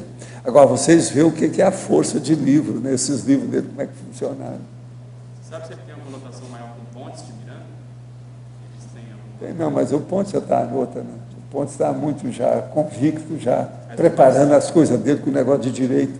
O Pontes tinha mais débito com o direito do que ele, do que eu, esse povo todo. Entende? Mais do que a turma da jurisprudência. Entendeu? Pode falar. O Pontes tinha isso. E outra coisa, você estava num livro que você não podia tocar nesse assunto dele. Aqui no adendo, tá no meio aí do parágrafo, tal lucidez, bem no meio, Valdo, no adendo. Adendo, o que tal você quer? lucidez provoca o surgimento da própria identidade extra. Pegou? No meio. Tal lucidez provoca o surgimento da própria identidade extra. O surgimento ou a lembrança da identidade? Não, é o surgimento, não é a Aí lembrança. que ela vai começar a existir. Às vezes é porque está começando. Ainda não existia. Outra coisa, a identidade extra não é feita pelo dono dela. São as outras pessoas, são os assistidos que faz isso. Então a pessoa não está nisso. É uma imposição do contingenciamento assistencial. Vê se me entende. Agora, veja, vocês pensam que isso é bom? Isso é uma responsabilidade danada. Até que ponto que... Aqui é aquele negócio de perguntar para o cara, você acha que é bom você saber da sua identidade extra ou não? Isso é inteligente, essa pergunta é muito séria. Cada responsabilidade do processo geral. É muito sério isso aí. Pondera bem, você vai entender. Então, aqui, ó, eu estou tentando explicar. Tem vários verbetes que eu falo, as questões dos REF e de identidade extra. Agora, você entendeu tudo aqui, o mais que nós estamos falando? Inclusive os para-olhos dos olhos. Aí. Agora, eu falo também do tertuliário, o Salão Verde debate, como é que foi durante alguns anos. Já estou explicando aqui o negócio todo. Professor. Agora, o problema da baratosfera. Agora, aqui é desimprimir. Isso correu aqui, você viu? Está tudo esquisito. Mas o original não tem nada disso. Professor, o senhor pode só concluir, continuando isso, falar um pouquinho da última frase, justamente aí, quando interessante é quando chega... Tal fato, é esse aqui, tal para fato acontece desde o antigo salão de debates, usado diariamente durante alguns anos, aqui no Centro de Autoestudo da Conscienciologia. Aí é próximo. Interessante é quando chega, além das consciências amparadoras evoluídas, a consciência isolada, ao modo de ovelha desgarrada, pois sempre se aprende alguma coisa ponderável, interassistencial, com tais consciências desinteressadas, ligadas às consciências. É isso. Ela chega desinteressada, ela não sabe. Chega aqui, onde é que eu estou? Como é que é isso? Tal. Então, às vezes é muito interessante ver o que acontece. Por que a pessoa chegou ali? Você sabe que às vezes a pessoa chega totalmente desmemoriada, né? Ela não sabe nada, ela tem uma hipomnésia violenta. Igual que acontece com a polícia, que vem aquela pessoa que não sabe quem é, ele não sabe quem eu sou, não tem documento, não tem nada. Extrafisicamente, isso é impressionante. Professor, mas o Agora, que veja, faz? Uma boa parte do processo extrafísico, a pessoa vem pelo focinho. O que é o focinho? Ela vem pelo cheiro do problema da energia da outra pessoa que ela gosta. Ela não sabe o quê? Alguma coisa. Não, eu estou falando focinho por causa do cheiro, parece cachorro. Porque o problema é o seguinte, a energia da pessoa atrai a outra, você está entendendo? Não é a inteligência dele, então é um processo de faro animal, pela energia. Eu já vi muitos casos desses, mas eu via isso já, rapazinho, eu vi um monte de casos disso, isso é muito mais comum do que a gente pensa. Agora, como é que funciona? As consciências, elas vão passando, ficam, não, absorvem a pessoa alguma tá aí. coisa? Estava à toa na vida, vendo a banda passar. O negócio está aí, ele está de olho na história. Lá pelas tantas ele sente uma atração que houve, a energia de alguém que tem relação com ele. Nem aquela pessoa que está aqui sabe disso, nem ele lembra de nada. Então ele vem e às vezes fica perto da pessoa. Essas são as consciências que eu falo. É a consciência energívora. Ela tem ânsia, fome, ela tem sede de energia, energívora, ela está com fome da energia. Então ela vem aonde a energia atrai, entende? Igual o bicho. Aí é que a coisa, aí a gente chega e fala assim, o que você está querendo? Como é que você chama? De que modo que é? Às vezes a pessoa não sabe nada. Não, eu não sei, que lugar é esse? O que é isso? Quem é esse povo? É assim. E outra coisa, essas pessoas às vezes são super sinceras. Elas estão mesmo psicóticas. Parapsicótico total. Agora, qual a diferença dessas consciências para aquelas que o amparo traz, um grupo de consciências? Qual que é a diferença entre esse caso e o outro? Essas consciências, elas são mais ingênuas, são mais rudimentares, não tem tanto maldade, não tem nada disso. Agora, por exemplo, essas outras que aí já é outra coisa. Às vezes esse satélite de assediador está muito consciente, sabe o mal que está fazendo. Autoconsciente do padrão da maldade. Então isso varia muito, você está entendendo? Okay. Agora aqui nós estamos explicando como é que é mais ou menos a situação, porque é o processo da intercomunexologia. Então, nós temos que entender isso aí com o tempo. Agora, isso aqui é um assunto tão complexo que eu coloquei ali, na argumentação mais séria. Eu coloquei mais 7 itens da argumentação. Isso aqui tudo precisa de ser desenvolvido. Uma pessoa que se interessar tem que pegar isso aqui e começar a pensar. Mega confrontológico o argumento. Esse é terrível. Como é que fica? Quem é bom de confronto para fazer essa aqui? A Adriana é boa nisso. Ela coloca tudo aí, cotejo, confronto, paralelismo. Entende? Isso aí é muito importante. O senhor pode também aprofundar... Agora, leia os 10 itens da conclusão e da complementação para você entender bem. O senhor está indo na frente das minhas perguntas, era exatamente Você isso. veja bem, isso aqui são 3 páginas, mas são 3 páginas que chateiam. Tem que pensar bem para a pessoa entender como é que é. Agora, está bem simples que eu coloquei. O negócio da taxologia, assim, ó, como nexo evoluída, como nexo atrasada, para expor como é que é, né? Para ver se a pessoa entende. Você entendeu, né? Opção de coisa, né? O item Agora, 8 se a pessoa também. começar a pensar, ela vai entender mais. Baratosfera, identidade extra, os problemas nossos da conscienciologia, tudo isso vai ficar mais claro. As centrais extrafísicas, o curso intermissivo, o problema, por exemplo, da baratosfera. E outra coisa, a criminologia também, que eu falei ali, ó, local de triagem, as consciências enfermos, os holopensênios, dos genocidas e serial killers. Não é fácil. Volitação. Expande ela, por favor, a volitação, o item 10. Ok. Depois o 8, se pudesse também. Então, pode ser antes do 8. Da conclusão. Você quer saber qual? A Fafá quer o 8, eu queria o 10. É de onde isso? Da complementação? Conclusão. Página 32. Da conclusão. Item 8. O 8, paratelepatia, desenvolvida e intensa entre os paracérebros das consciências auto-tac ritmológicas. Isso aí é uma das coisas que eu estou estudando pessoalmente, atualmente, é o processo da telepatia. É aquilo que eu chamo que é osmose autopensênica. Agora, interpensênica. É uma osmose, a pessoa chupa o pensênio do outro. Isso aqui é telepatia no duro mesmo. Agora, volitação autoconsciente, as cosmovisões altruístas gerais, pela volitação. Porque a pessoa, quando volita, a tendência dela é ter cosmovisão, o negócio se amplia. Ela vê o skyline, a paisagem aumenta. Entende? Você veja bem, uma coisa muito séria, quando eu vi, me chamou muita atenção. Há muitos anos, eu estava vendo os negócios do Santos Dumont, e ele, então, que subiu só alguns metros e poucas vezes e ficou no ar, ele falava que lá de cima, no espaço, que a vida era outro jeito. Você chegou a ver o que ele escreveu? Pois é. Aquilo me chamou muita atenção. Eu falei assim, agora aí ó, a gente começa a entender o processo da volitação. O Santos Dumont, que só começou a subir um pouquinho, aviãozinho, aquelas coisinhas dele, né? Ele já viu isso logo de cara, porque era um cara observador que fazia pesquisa. Pensa bem agora os que fazem volitação. Foi por isso que eu fui entender o processo do ITA, problema dos pilotos, da aeronáutica, a turma dos russos, que eles vieram para o Brasil lá para fazer intercâmbio com o ITA, que traduziram o meu livro Projeciologia.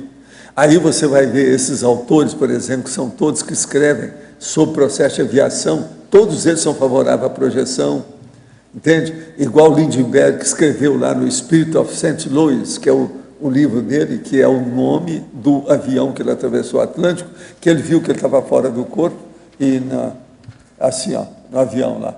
E ele fora do corpo, vendo o corpo dele lá. Ele escreve isso tudo no livro dele.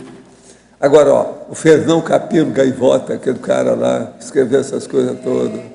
Tem um monte desses caras. O outro que escreveu aquele do Príncipe, você está entendendo? Tudo é gente, saiu daqui, deixou de ser lagarto e cobra, quer dizer, deixou de rastejar, começou a voar, muda. O negócio, então, é transformar vocês todos em pássaros. Fazer umas asas, colocar atrás de vocês, pronto. Todo mundo vira santo na hora para outra. Ainda na 8, essa taquirritmia é imprescindível nessa telepatia. Né? Não, não é imprescindível. Eu estou falando aqui desse jeito porque, você sabe, aí dá mais força. Quer dizer, dá uma... A autotaquitimia é para expor que a situação é essa. Nós todos estamos caminhando para isso. Agora, você pensa bem, um piloto que tenha taquipsiquismo. Presta atenção. Se ele, por exemplo, tem macrosoma, presta atenção, como é que fica? Eu penso que alguns desses pilotos que andaram escrevendo deviam ter macrosoma, deviam ter estudo. Agora, teria que estudar esse povo. Lá no ITA, eu falei para a turma começar a estudar. Tinha uns caras lá que estavam estudando entre eles. Tudo isso. Voltando ao assunto lá da viragem de mega assediador, quero te perguntar, em relação aos cursos de Conscienciologia, o que se percebe maior viragem de mega assediador e de consciexes? Não, curso de Conscienciologia atrai muita gente, porque os amparadores levam o povo para ver o que é, para dar um dos cursos que tem mais gente extrafísica é esse nosso aqui, diário. E depois que nós fizemos esse prédio aqui, a situação aumentou. Aqui a gente está sozinho. Agora, mesmo quando eu entro aqui, vou trabalhar sozinho aqui dentro, eu não estou sozinho, tem muita gente extrafísica. Agora, se for fazer um comparativo com o ECP2... Não, aqui é maior. Aqui hoje tem muito mais força. Tem mais gente, né? E outra coisa, CP2 é de vez em quando, no fim de semana. Aqui não é todo dia, no mínimo 2 horas, fora o resto. Só comigo são 3 horas, porque eu venho antes. Você pensa bem o ambiente que não está aqui. Agora, ó, vocês sabem, tem muitas consciex que eles trazem, a consciex é perturbada. Ela vem aqui e não quer ir embora. O penúltimo que o Pedro Fernandes... Se sente bem dentro do esse caso? Por causa do processo de energia. Por exemplo, só um cotejo assim, em Curitiba, o penúltimo, que até o Pedro Fernandes estava como EPICOM em Curitiba, a Consciex pegou e falou que teve 50 mil Consciex assistidas, né? Quanto? 10 mil? Não, geralmente não é assim não. Uma vez... 50, 10, 1 e 5, 4. Teve uma CP2 há muitos anos, logo no início que a gente começou, que aconteceu o seguinte: algumas pessoas saíram do corpo e viram o total de consciex. Eu não estava sabendo que elas viram e tinha conversado entre elas. Então eu cheguei, uma pessoa lá que não tinha nada a ver com aquilo perguntou: Valdo, você viu como é que está o processo das consciex aqui hoje nesse curso? Aí eu falei assim: olha, por incrível que pareça, dessa vez eu vi. Tem o dobro da turma que está aqui dentro. Naquela ocasião, eu estava trabalhando com mais ou menos umas 100 pessoas lá. Eu calculei que tinha quase 300 lá, mais de 200 pessoas. Aí, na mesma hora, o povo que está do outro lado falou assim: gente, é o que nós estávamos falando, ó, fulano viu e a fulana viram. Falaram a mesma coisa, que devia ter mais de 200 consciex. Isso foi numa fazenda, nós estávamos fazendo um negócio. Mais de 200. Agora, eu vi o seguinte, eu vi a maior parte das consciex, todas sentadas, em lugar para participar do processo, mas tudo arrumado. Não tinha bagunça, não tinha nada. Tinha tudo gente que estava tomando conta deles. E a turma lá, eu não estou sabendo de nada, eles viram igualzinho que eu falei. Entendeu? Isso é CP2. Então, eu calculo sempre que tem quase sempre o dobro, no mínimo. Entendeu? Para começar. O dobro de gente. Agora, eles selecionam. Se tem muita gente, tem a miuçária que não é bom. Aquilo tem, assim, vamos dizer, repercussões secundárias, terciárias. Mas o direto é pouco, não é muito nunca. Porque não pode ser. Entendeu? Agora, o secundário, sim, atinge os outros, vão para outro lugar, vão para outra cidade, aí atinge. Nesse eles tinham falado lá essa quantidade, então, 10 mil diretas e mais uma quantidade indiretas. E tinha bem poucas consins, né? Foi um dos ECP2 que teve menos consins. Porque o processo todo é o seguinte: a hora que você instala um campo positivo, atrai as consciex. E o que atrai mais são as consciex positivas, os assistentes. Então, os assistidos vêm junto. Aonde tem assistente trabalhando, tem assistido. Então, a gente tem que ver isso. Assistidos ou assistíveis. Que às vezes eles são assistíveis, ainda não foram bem assistidos. O negócio da tá na balbúrdia, entendeu? Tem muita bagunça lá fora, torcedor do Flamengo, hooligan, etc. Está cheio de gente doida. Tem disso. pouquinho na conclusão do item 6, isso fala paraambulatório, e aí o senhor dá uma ênfase na opreciologia interconsciencial, que é um assédio, né? Então fala mais assim mesmo. Falamos nisso também já em outros lugares, que eu já toquei nesse assunto. O problema todo aqui é o seguinte, para a gente entender a situação toda, essa opressiologia, ela existe devido ao problema da pessoa querer mandar no outro, é o poder sobre a outra consciência. Aí é que vem a opressão, que é uma, até um certo ponto, uma coerção. Essa coerção é que é o problema sério. Então, aqui o combate é equilibrado e prioritário a essa coerção entre as consciências. Isso é que é o paraambulatório. Agora, tem que começar lá. Agora, é lógico, dali eles pegam uma equipe, vai para algum lugar, pega uma turma, leva para outro, vê um ambiente mais adequado para ver aquilo. Extrafisicamente, tem muito camp, né? Muito local para as pessoas fazerem pesquisa. Isso aí ajuda. Agora, hoje, nós somos também um campus para esse povo todo. Por isso que aparece tanta gente. Os nossos cursos, os locais todos das Cognópolis que nós já criamos até agora, isso tudo vai longe, né? As ICs, tudo mexe muito. Professor, então, seguindo essa linha da Adriana, o senhor acha que são criados ambientes onde as consciências elas vão desoprimindo? É como se elas furassem aos poucos uma párea bolha delas. Fazendo desassédio, fazendo a pessoa se despertar para a realidade. Vai deslavando. Isso é a deslavagem. O processo todo é esse. Professor, eu gostaria que o senhor comentasse aqui na complementação o item 7, local de triagem, e o psidocel. As consciências, esse local de triagem são as consciências enfermas. Então, os holopensantes, genocidas e serial killers. Então, são os lugares mais bravos que tem em matéria de limpeza, de melhora. Isso é baratrosfera para ver se melhora a pessoa. Então, ali eles separam, faz a triagem, a seleção. Aí faz a seleção, para encaminhar a pessoa. Entendeu? Aí é encaminhado. Primeiro faz o acolhimento. Aí dá uma instrução e vê quem é que pode. E aqui eles encaminham a pessoa. Essa é a técnica. Okay. É o trinômio. Entende? Obrigada. E agora, por favor, esse pseudocel, o senhor pode comentar? Pseudocel. Pseudocel.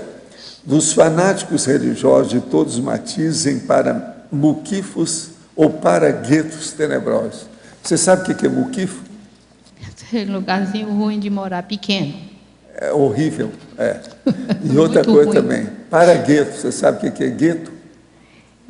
Mais ou menos. Gueto é quando coloca, por exemplo, os nazistas colocaram os judeus todos num gueto. Então o povo começa a passar fome, tudo morrendo lá, porque eles não podem sair. É como se fosse um campo de concentração Fica negativo. Lá preso, não pode sair. Agora veja, a baratosfera é isso, as tenebras, quer dizer, as sombras, o infernão. Então, os fanáticos religiosos, tem um monte deles que estão nisso. Então, tem aquela pessoa que acha que vai dessomar e vai para o paraíso. Ela vai justamente para ficar com esse povo tudo fanático. Então, como é que fica? O cara, então, por exemplo, matou aquele monte de gente com homem-bomba e acha que vai para o céu direto. Ele não sai dali, ele fica preso no processo das energias negativas o tempo todo. Ok, obrigada. Agora, veja, é duro isso. Como eles não têm lá mediunidade de incorporação, se tivesse, né, o cara vinha para falar, não entra nessa. Agora, de vez em quando dá certo, é o caso da Sheila, por exemplo, que segurou a coisa na hora. Entende? Ali houve alguma intervenção, está na cara. É duro, o fanatismo religioso é uma das piores coisas que tem na Terra, sempre for pior. É atualmente uma das piores que sobraram das coisas do passado. A pior coisa é o fanatismo religioso. É o que faz a guerra. Todas as guerras, eles falam que existiram por causa de poder e dinheiro, mas não é. É devido à fé, devido à crença, devido à religião. A fé mata, a crença, vamos dizer, coloca a pessoa boba, entende? Ela vira vegetal. Então, por isso que nós temos a descrenciologia, que a gente fala nisso tudo. É o jeito. O Pecopt mesmo falou que a crença precisa dar um jeito nela, que não pode ter, tem que mudar os conceitos antiquados, as crenças estéreis. Ele quis, ele fez uma força danada com isso. Entende? Cada um faz o que pode. Né? Agora, nós não, nós mostramos a parte prática, objetiva, concreta da coisa. E através do curso intermissivo, ninguém nunca falou isso desse jeito. Nós estamos lá na frente desse povo todo. Professor, eu queria fazer o vínculo desse assunto com o verbete anterior, que eu queria entender um pouco a questão de como é que é o conceito da família dentro da Conscienciologia, porque em diversas culturas... A família é o seguinte, a família é uma bênção necessária e não tem jeito de você fugir. Toda pessoa, para vir para essa dimensão, precisa de pai e da mãe. Então, a família é a primeira escola que a pessoa tem. Ela pode ser encaminhada ou desencaminhada através da família nuclear. Agora, nós não temos só essa família. A família nuclear é a família genética. Você tem uma família, por exemplo, da dupla evolutiva que você faz, da profissão que você cria, do círculo de amizades e amigos que você tem. Tudo são famílias. E tem uma família que é consciencial, aquela mais evoluída, por exemplo, a nossa. Essa é a família que supera todas as outras. As famílias nucleares aqui para nós, elas são secundárias. Mas a gente não pode falar, porque o povo não entende isso. Se eu começar a falar isso, vai assim, ele é contra a família, ele é contra não sei o quê. Aí a gente costa na cara da pessoa. Não tem nada disso, ela tem que entender o que nós estamos falando. É um processo de evolução. Então, quem fica apenas na família o tempo todo, por exemplo, a síndrome do ninho vazio, a síndrome do carneiro lá, que a pessoa fica lá, pois é, o canguru, você está entendendo? Esse povo tudo é muito atrasado demais. Então, está precisando de estudar com o Alvarez, estudar na ginecologia, estudar na obstetrícia. Esse povo está precisando estudar essa ciência para ver o que é isso. E o atraso que é o processo da genética, esse problema todo da pessoa que dá valor para a heráldica, a genealogia, isso tudo é coisa de bicho. Então, veja, a família ela é mantida e os descendentes também aparecem por causa do sexo. Agora, a consciência em si, ela não tem sexo. Então, é só o bicho homem, o animal humano é que tem sexo. Então, a partir disso, a família começa a reduzir. Mas agora, ela tem que reduzir com cosmoética, e não negativamente do jeito que está aí. Que hoje, igual que aconteceu com Rousseau, ou igual que aconteceu com aquele cineasta lá, o grandão lá entende? Ele é terrível, ele teve 9 filhos, nunca nem olhou para os filhos, com 5 mulheres diferentes.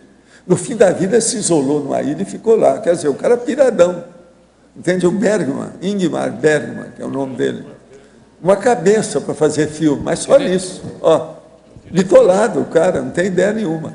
A mesma coisa é o Rousseau. Escreveu uma opção de coisa, política, orientou um monte de gente e desprezou os filhos, tudo de qualquer maneira. Isso não pode. Eu, por exemplo, eu vim já sem nenhuma ideia de casar. Não queria casar de modo algum, já com a ideia, já sabendo tudo o que eu precisava. Mas aí vem os problemas de você fazer os bicos. Se você tem, dentro do seu trabalho, você pode exercer, trabalhar com a coisa à parte, a side, lateral, que pode ajudar, isso é que nós chamamos de infiltração. Então, o meu irmão, aconteceu umas coisas com ele, o que nasceu logo em seguida, depois de mim, o parto alterou, e ele era epilético, aquilo colocou ele meio doido. Então, ele morreu muito, muito cedo, com 20 e poucos anos. Depois que ele morreu, como ele tinha muito apego comigo, ele começou a aparecer. Então, eu comecei a fazer encapsulamento dele, para ele ficar perto de mim, para ele seguir as coisas, ver o que era. Aí, lá pelas tantas, vem os amigos nossos e falam assim, Valdo, seria bom você levar o seu irmão aí para essa base aí, enquanto você está aí. Que tal ele ser seu filho? Aí eu não tinha ideia de casar. Aí eu comecei, peguei a lanterna do George e fui procurar uma fêmea parideira. Então a primeira coisa que eu fui ver era uma moça, dentro de todas as que eu conhecia, tinha modelo no meio, gente fechar o comércio, gente rica, gente viajada, gente instruída, tudo quanto é jeito. Eu então selecionei aquela que tinha contato com ele, nas minhas retrocognições. Eu vi. E uma pessoa que chegou a conhecer o meu irmão. Então, eu cheguei para ela e falei assim, como é que é? Pelo que eu sei, porque ela é minha amiga já de muitos anos. pelo que eu sei, você está querendo ter filho. Ela então vira para mim assim, eu quero ter filho, mas como mulher solteira. Que eu não posso sair daqui por causa da minha mãe de criação, aqui a situação. Então eu falei assim, não, olha, você querendo, você lembra do meu irmão, Walter? Ele está aqui, e eu estava querendo dar um jeito de trazer ele para cá. Mas para isso eu preciso de uma fêmea. Você quer ser a fêmea, a gente tem que casar. Porque eu não quero que venha um filho que seja bastardo. Tem que ser tudo bonitinho. Vamos casar, não tem nada de igreja. Mas vamos casar no direito civil, bonitinho, lá o juizado civil, tudo. Aí ela foi pensar, pensou, falou assim, eu topo. Ela gostava muito de mim já há muito tempo, é minha amiga, tudo, nós nos dávamos muito bem. E ela fazia assistência, o problema nosso era da assistência, que ela era muito boa em assistência. Mas ela tinha problema dentro dela, mas eu olhei, perguntei para os amparadores, esse negócio vai afetar o problema do meu irmão na hora que ele ressomar? Eu falei, não, isso não vai afetar, e realmente não afetou. Porque ela teve num campo de concentração, tinha um processo na cabeça, que mais tarde a gente viu que era um vírus. E ela morreu daquele jeito, ela morreu perturbada. Os últimos 9 anos da vida dela estava muito perturbada já. Mas era muito assim, fina, refinada, educada demais, tal. E outra coisa, se dedicou demais ao meu irmão. Agora, por quê? Porque eles foram homem e mulher noutra vida, na Alemanha.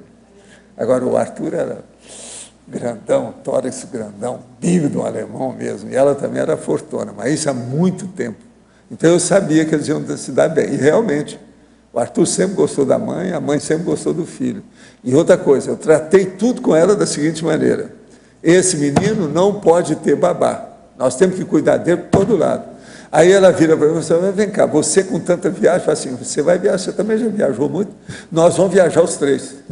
Eu tenho dinheiro para pagar isso, vamos dar um jeito. Aí ela vira para mim assim, então a hora que tiver o menino, nós temos que viajar só em avião de primeira classe, porque tem menos gente, porque senão pega doença. Menino pequeno não pode. E realmente é isso mesmo, vocês sabem. Aí nós fomos viajar, primeira classe, tudo quanto é jeito. O menino conseguiu, hoje ele está aí, já superou a situação, os negócios todos. Entende? Agora, você veja, aquilo foi um extra na minha vida, isso é a infiltração, não estava marcado. Eu casei, eu tinha 42 anos, ela tinha 36. E na hora que nós fomos casar, ainda falaram assim, não é bom a mulher na idade dela ter filho. Eu falei assim, deixa comigo, não vai no bico dele não. Nós vamos dar jeito nisso tudo com energia, não resolve tudo. E realmente deu certo. Parto, tudo bem com ela, entende, gestação, alto nível. Agora, o menino, nós sabíamos que ele ia nascer com alguma coisa, porque eu falei tudo para ela, como é que ia ser. Como é que ele ia ser na infância, o que ia dar, o negócio todo. Ela sabia tudo. Tudo cantado antecipadamente. Tudo preparado. Outra coisa, eu sabia que ela tinha dificuldade de dar à luz, que eu já tinha examinado, ela tinha como se fosse tipo útero infantil. Falei assim, não, nós vamos dar um jeito nisso tudo. Comecei a jogar energia nela. Amadureceu tudo, os negócios tudo deram certo, as coisas tudo deram certo. Entende? Então vocês vejam, isso tudo é o processo de casório, casamento, maternidade e paternidade. Agora, eu não precisava disso, mas foi para ajudar, né? Mais um auxílio, uma experiência. Valeu. Hein? Mais o quê? Não, lá pelas tantas, a hora que a dona Ana ficou sabendo da história, ficou feliz da vida. Nem a Lisa não estava esperando a reação daquela. Ah, mas vai ser muito bom. Eu então viro para a dona Ana e falo assim, a senhora vai ser a avó. É a avó postiça, mas era, né? No caso. Mas agora o problema é que não é esse, não. Ela já estava também muito assim, debilitada com a saúde, aquele negócio todo. Então nós começamos a dar mais atenção para ela. Eu fui mais a São Paulo, passei temporada. Eu tinha uma casa em São Paulo, a casa no Rio nessa ocasião, para poder dar assistência. Durante a gestação, depois que o menino nasceu. Agora aí, a gente teve muita coisa junto. E ela também depois, ela não demorou muito, ela dessomou. Ela já estava, sabe, bem... E outra coisa, para a Lisa, minha mulher, antes de casar, ela perguntou, mas escuta, o que vai acontecer com esse meu povo todo aqui? Então eu contei, eram 7 pessoas. E eu dei quando é que cada uma ia dessomar. Que eles falaram para mim. Então tinha a governanta, tinha a mamãe, tinha o comendador, que era o pai, tinha o outro, que era o irmão, e mais 3 pessoas. Eram 7. E eu falei quando é que cada um ia dessomar, mais ou menos na época, como é que era e por quê. Tudo aconteceu do jeito que a gente falou. Praticamente não houve nem erro, assim, de um passar na frente do outro. Tudo aconteceu do jeito que foi. Agora, a coisa mais importante que a gente estava lá preocupado era com a governanta, porque ela estava muito bem de saúde. De uma hora para outra, adoeceu e morreu. Do jeito que eu tinha falado os negócios todos antes. Então, isso tudo nós tivemos que olhar, examinar. Agora, outra coisa.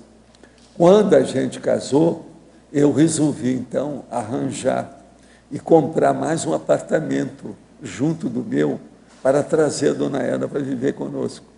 E eu fiz um duplex. Foi por isso. Quando aquilo que eu fiz o duplex, ela morreu, ela faleceu, então eu comecei a fazer o Centro da Consciência Contínua. Você está entendendo? Aí eu coloquei uma escada para o outro andar e atingi a turma toda lá. O apartamento de baixo nós compramos por causa dela. Entendeu?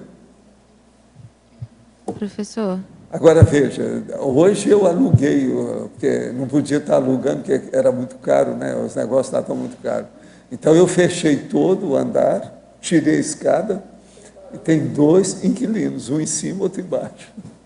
Virou novamente o que era, 2 andares separados do edifício. Essa torre lá é muito boa dentro das coisas, para viver. Você vê o mar atrás, você vê a lagoa do outro lado, vê a montanha, vê as coisas todas. Vale a pena. Professor, mas qual era o seu histórico com ela? Como é que é? Você falou da sua mulher, você falou do histórico dela com o seu filho. Mas e o seu com ela? O que houve? O seu histórico de hoje. Vocês se conheciam antes, né? De outras vidas. Eu não estou entendendo nada que ela está falando. Tinha. Mas comigo ela tem, eu conheço tudo. Agora, o melhor da história, eu falei isso para ela. Quando eu fiz a iniciação nos egípcios, que o negócio é alguns milênios, ela segurava o negócio que equivalia a uma toalha. Ela cuidava de mim junto com mais 2 mulheres. Na hora que eu estava lá, que podia morrer. Ela era. Agora, era bem ela. E era ela que cuidava do negócio mais sério. Agora, eu falei isso tudo para ela. Ela só fazia assistência o tempo todo. A vida dela toda foi assim. Agora, ela tinha um negócio que a gente nunca sabe, que ela nunca expôs para mim o que tinha com ela. O que aconteceu com ela no campo de concentração. Porque ela era uma mocinha. Fizeram alguma coisa com ela. Agora, não tinha nada de sexo. Porque quando eu casei, ela era virgem. Eu sou médico, entendo o assunto. Agora, você está entendendo? Agora, o que se passa? Houve alguma coisa muito séria, mas diferente, algum problema que aconteceu que a gente não sabe o quê. Sei lá, porque campo de concentração, na época dos nazistas, não é fácil, gente. E ela é o seguinte, ela lá, estava no meio, tinha alemães com ela no campo de concentração, e eles lá eram iugoslavos. Eles não eram alemães, propriamente dito, a família, o negócio todo. Tudo era perto da Floresta Negra. Mas negócio bravo. Agora, foi lá que ela pegou esse vírus. Esse vírus apareceu na Terra, na Floresta Negra. O vírus chama Borna. Olha depois na internet o que é o vírus Borna. Até quando eu vi a última vez, ainda não tem cura. Quem tem essa depressão aí com Borna. A cabeça dói demais, dá um monte de coisa, porque é vírus. Mas isso foi uma... conjugou... O que é isso? Sei, mas o que você está me dando?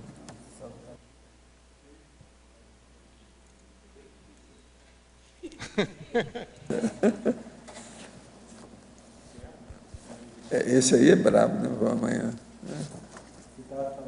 Não, é justamente isso aqui. Ele está mostrando aqui qual que é o de amanhã do dicionário. É a parailuminismologia. Só aqui tem 53 especialidades mostrando. Esse verbete é terrível. É o da manhã. Então ele está falando que tem relação com isso. Em parte ele tem sua razão aí de lembrar do assunto, sabe? Nós estamos falando aqui do Tertuliano e os problemas todos. Mas, continuando aquela parte, o O vírus... caso é o seguinte, deixa eu explicar. Como é que apareceu esse negócio desse vírus morto? Os caras que cuidam muito de animais domésticos, principalmente cavalo, boi, não sei o quê, parece que mais é cavalo, são os muares. Então, lá na Floresta Negra apareceu esse vírus e pegou as pessoas. Ele vai para a cabeça e não sai. E é muito difícil, porque vírus, não adianta você estar dando muito remédio nem nada. E você não pode abrir a cabeça das pessoas, porque ela morre. Você está entendendo? Então ficou aquele dilema. Agora, ó, até hoje ainda tem isso lá naquela área da Floresta Negra. Tem um povo que fica. Isso aí eles deram o nome da síndrome da tristeza, porque a pessoa fica com a síndrome triste. E quase sempre tem um monte deles que suicidam depois, porque sente dor demais na cabeça e não tem saída para aquilo. Mas assim, para eu entender uma coisa, você falou que ela nunca comentou o que aconteceu no campo de concentração. Não. Mas o que? Teve conjuminou esse vírus com o trauma que ela passou lá e isso piorou o processo? Eu não sei o que é. Ninguém ficou sabendo. Teve médico, médica, amiga dela, todo mundo tentou ver se ela falava o que é. A família não sabia o que era. Ela é a irmã mais velha da família, mas mesmo assim a mãe não sabia nada, que a mãe também não tinha muita cultura, você está entendendo? Tinha dificuldade até para escrever, tudo isso. Então isso aí tudo perturbou demais. Agora, a gente via, eu sabia da história que ela tinha alguma coisa, muito antes de casar com ela, devido à enxaqueca. Quando ela tinha enxaqueca, ela tinha que ficar em casa, fechar tudo, porque não tinha jeito, e era por causa do processo do vírus. Agora, tinha 2 médicos que cuidavam dela e que davam remédio, ela tomava remédio. Entende? Agora, a coisa foi bem. Eu vivi com ela, como casado, mais ou menos 18 anos. Os primeiros 9 anos, a gente aguentou bem, a gente viajou muito. Nos últimos 9 anos, a gente tinha que segurar, porque ela começou a ficar muito perturbada.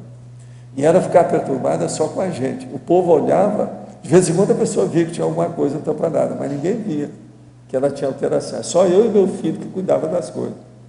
Agora, foi bom também a história com o tempo, porque o meu filho viu como é que era a mãe, para entender como é que era para ajudá-la. Ele me ajudou muito, entendeu? Agora, eu acho que ela viveu até muito, que a intenção dela era acabar com a vida de todo jeito. Agora, veja, ela dirigia muito bem carro, muito antes de eu conhecê-la.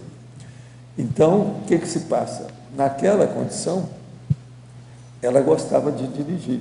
Eu tinha um monte de carro, cada dos processos nossos de empresa que eu tinha, aquele negócio todo.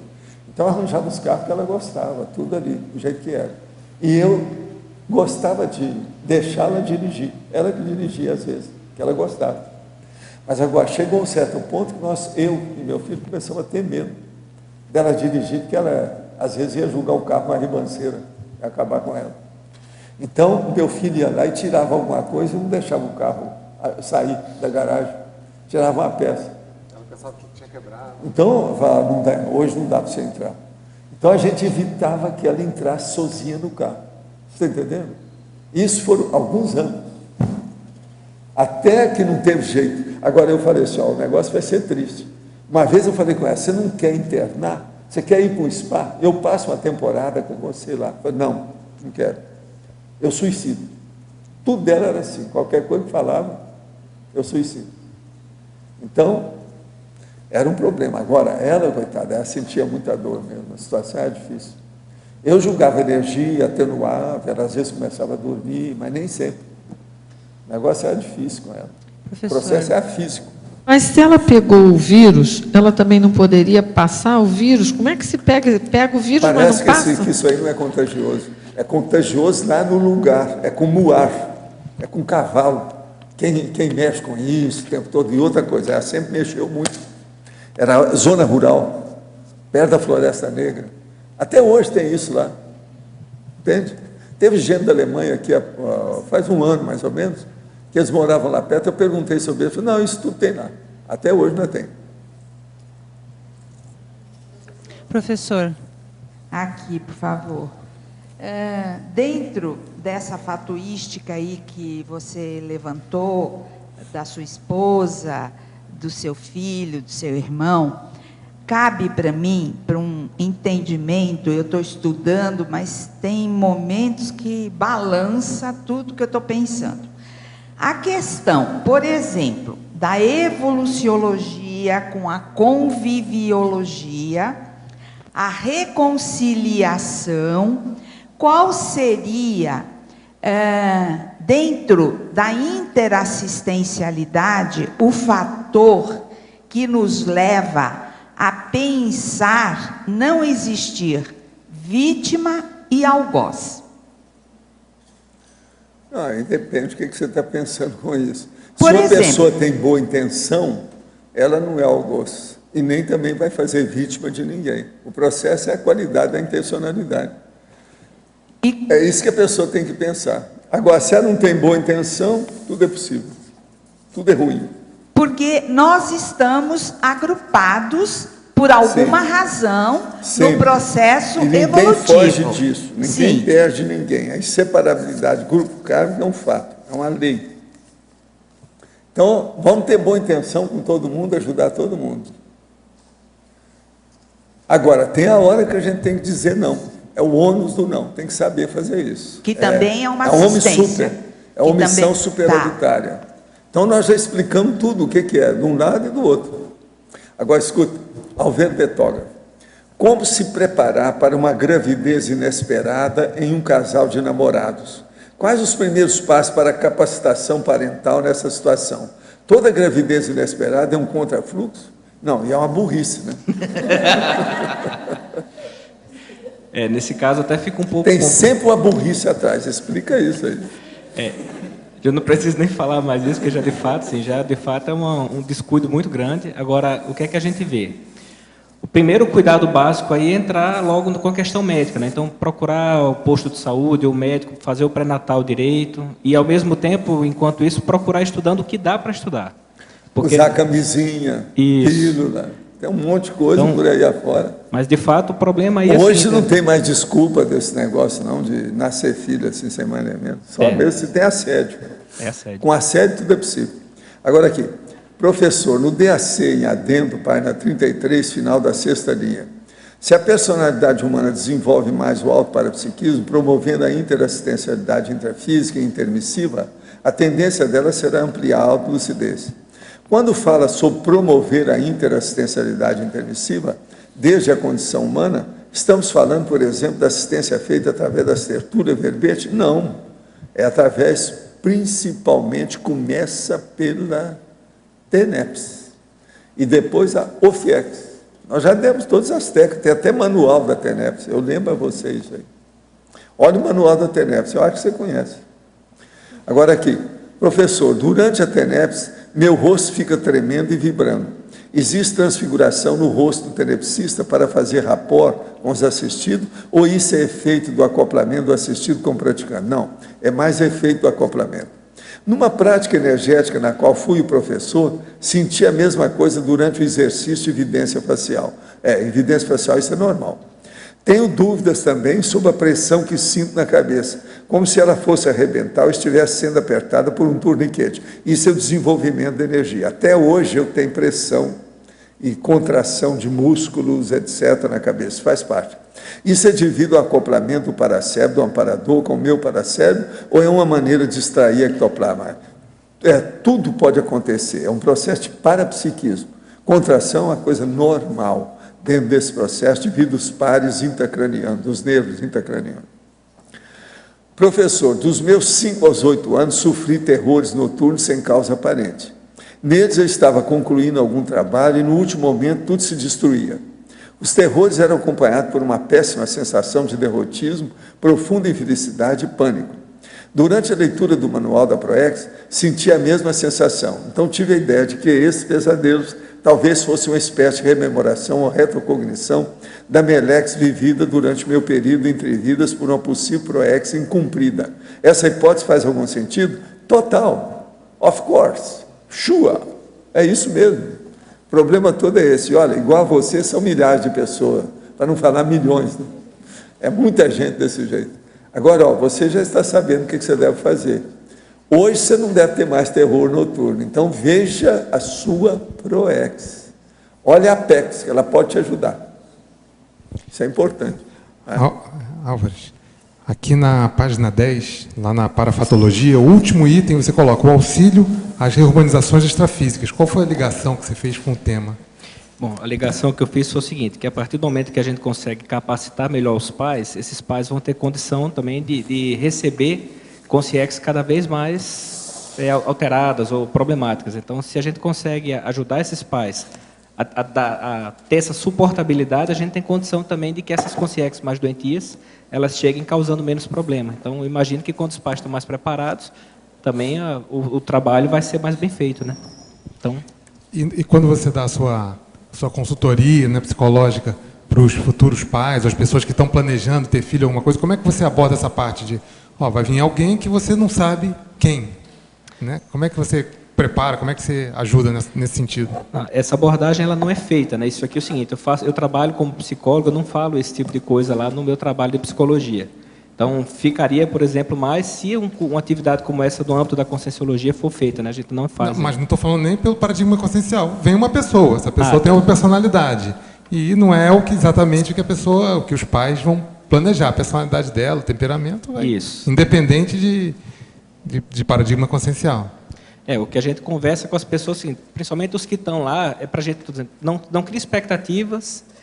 Procura ver quem é o jeitão da consciência que está chegando, fala consciência, né, do filho que está chegando lá, não coloca suas expectativas, direciona, mas não imponha, entendeu? Em alguns casos a gente precisa ver, agora a gente sabe que é aquela coisa, cada caso é um caso, precisa ser estudado bem em particular, né?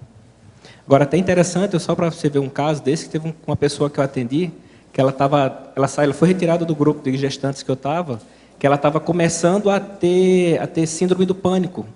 Durante a gravidez, começou a pensar que iam matar o marido dela, E na entrevista que eu fui fazendo com ela, ela me falou que o seguinte, olha, meu marido já teve que matar uma pessoa porque ele disse que ele ia matar ou morrer. E aí, resultado, pouco tempo depois ela engravida. Entende? Aí você começa a pensar assim, na hora eu parei, eu fiz, caramba, aí eu perguntei, por um acaso é menino? Ou por um acaso é menina, né? Porque o professor Valdo fala muito assim, aquela questão de menina relacionada com o pai, né? E aí ela falou, não, é menina. Aí eu comecei a ligar com o processo, entendeu? Aquela consciência que chegou lá fez para mim ter uma possibilidade grande de ser exatamente o camarada que o pai dela matou. Então, esse tipo de coisa a gente não fala, né? Se eu fico pensando, eu fiz, caramba, esse caso eu não acho que valeria a pena até acompanhar para ver se é isso mesmo. Mas a gente começa a ligar um pouco as pontas, né? Eu ampliei tudo. Oi. Na página 12, em sindromologia, você poderia aprofundar a terceira síndrome e a última? Eu não sei se foi falado já. Sindromologia. A síndrome da alienação parental e a síndrome da onipotência? Isso, por favor. A síndrome da alienação parental, ela já é estudada, inclusive, na própria ciência convencional, porque ela ocorre quando tem, por exemplo, a separação dos pais, né, dos genitores. E, normalmente, o pai que fica com a guarda dessa criança, normalmente a gente sabe que envolve muito divórcio litigioso, né? Então, em função desses divórcios litigiosos, os pais muitas vezes acabam utilizando os filhos como massa de manobra, para atacar o outro. Então, na alienação parental, o que é que acontece? Normalmente, o genitor que detém a guarda dessa criança, ele trabalha com um processo de manipulação, essa manipulação seja negando, por exemplo, o contato com outro pai, com outro genitor, ou ainda também fica fazendo a lavagem cerebral, que o pai não presta, que o pai isso, que o pai aquilo, até que chega ao ponto que a criança, ela própria já não quer mais ter o contato com aquele outro pai. Então, a alienação parental ela ocorre exatamente quando a própria criança já rechaça o contato com outro pai em função de todo esse processo que acontece. Tá? E no caso da síndrome da onipotência, eu até tinha colocado aqui a onipotência parental e alguém retirou o parental e eu até gostei depois. Porque a gente pode trazer duas questões da onipotência. Primeiro, a onipotência parental, que eu falo da síndrome, que é o seguinte, tem os pais que de fato acham que pode tudo com o filho. Ok. Então, a gente vai ver, por exemplo, aqueles pais que acham que o filho vai fazer exatamente aquilo que o pai quer, como teve casos que a gente viu aqui do cara que disse, olha, todas as minhas filhas, o primeiro homem vou ser eu. O pai falou isso. A gente viu o caso aqui sobre isso. Então, é aquele caso onde os pais acham que tem o direito de fazer tudo com os filhos porque são filhos dele. Aí eu falo até na mitologia, que eu falo do mito da propriedade filial, né? Que não existe esse mito. Tá? E outro lado dessa onipotência seria a onipotência juvenil também, que é o caso dos pais que não trabalham bem essa questão com os filhos, criam os reizinhos dentro de casa, né, e a criança se acha. Entendeu? Então, seriam esses dois vieses aí. Obrigada.